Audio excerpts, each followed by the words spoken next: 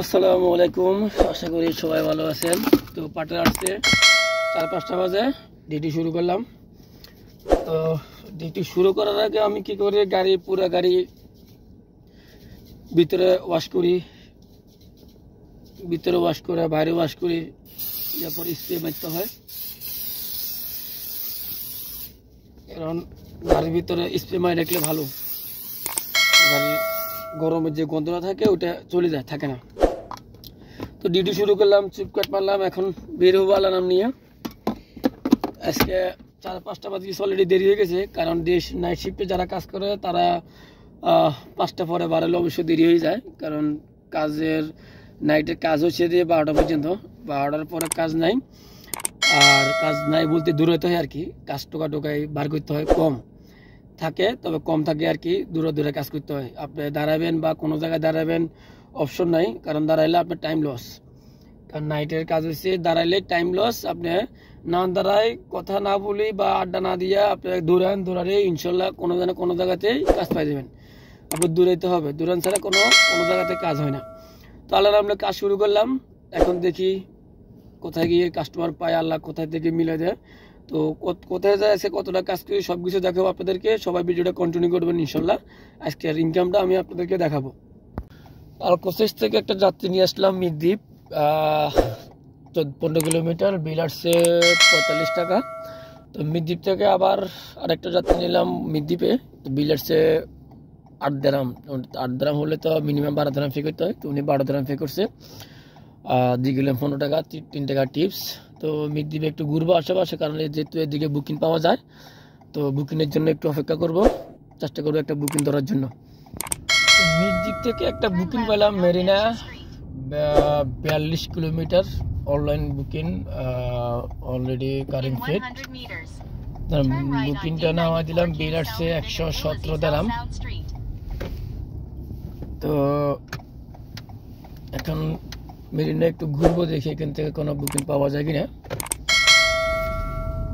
কারণ যেখানে যাত্রী নামায় চেষ্টা করি ওইখান থেকে একটা বুকিং নেওয়ার জন্য, কারণ এছাড়া তো আর কোথায় যাওয়ার অপশন নাই। কারণ বুকিং অবশ্যই, বা বুকিং হোক বা আমরা কাস্টমার হোক, একটা নিতে হবে।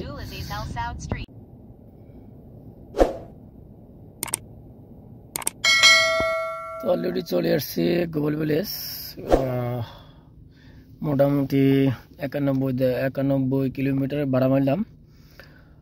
গোবল ভিলেজ উদ্দেশ্যে রওনা দিছিলাম। এর ভিতরে 2টা কাস্টমার পেলাম, একটা বুকিং পেলাম আর একটা থার্ড কাস্টমার পেলাম। তো এই 2টা মায়েরা চলে আসলাম গোবল ভিলেজ। ওইখান থেকে একটা যাত্রী নেওয়ার চেষ্টা করবো, কারণ টোটালি এখন চালাইছিলাম আমি 91 কিলোমিটার। তো আজকে টার্গেট নিয়েছিলাম 200 কিলো, যদি আল্লাহ রিজিকে রাখে ইনশাল্লাহ 200 কিলো চালাবো। তো সবাই দেখতে থাকেন, দেখি যাত্রী কোথায় নিয়ে যায়।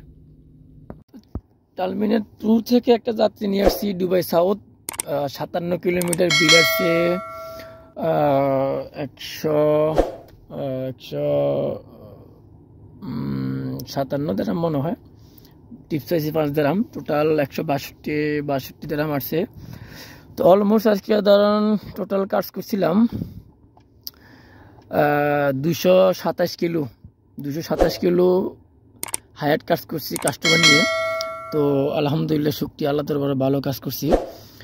তো যাকে এখন ডিউটি অলরেডি অফ করে দিব, আর এখন ডিউটি করবো না, পার্টটার গাড়ি দিয়ে দিতে হবে। অলরেডি 4:12 বাজে গেছে। তো আজকে এই হচ্ছে আজকে কাজ, মানে আমাদের একটা হিসেব করতে হবে আমরা কত কিলো কাজ করছি। টাকা বিষয় না, টাকা তো বিশাল টাকা হতে পারে, এটার মধ্যে টুল আছে, বিভিন্ন খরচ আছে, কস্টিং আছে, এগুলো বাদ দিলে তো অনেক টাকা লস না। তো আপনাকে হিসেব করতে হবে, দৈনিক যদি আপনি 35% করতে হয়, তাহলে আপনাকে 200 কিলো বা 220 কিলো কাজ করতে হবে অলরেডি। তো আমার আজকে 227 কিলো হয়েছে, আলহামদুলিল্লাহ, শুকরিয়া আল্লাহ দরবারে যে 227 কিলো কাজ করতে পারছি। আমি টার্গেট নিয়েছি 200 কিলো, অলরেডি 27 কিলো বেশি হয়েছে। তো একটা বিষয় হচ্ছে, আল্লাহ যদি কাজ দেয় তাহলে অবশ্যই আমরা কাজ হবে ইনশাল্লাহ, তো টেনশন করার কিছু নেই, না হলে তো নাই। তো এই হয়েছে আজকে কাজের হিসাব। তো সবাই ভালো থাকবেন, সুস্থ থাকবেন, আল্লাহ হাফেজ। কাজের অবস্থা তো দেখছেন, কারণ বিভিন্ন কাজ দিতে পারি নাই, কোথায় কাজ করছি সব দিতে পারি না, কারণ দেওয়ার সুযোগটা হয় নাই। তো অলমোস্ট কত টাকা আমি টোটাল কাজ করছি ওইটাই আপনাদেরকে দেখাই দিলাম। এই হচ্ছে কাজের হিসাব। তো সবাই ভালো থাকেন, সুস্থ থাকেন, আল্লাহ হাফেজ। ওকে, ইনশাল্লাহ দেখা হবে নেক্সট ভিডিওতে।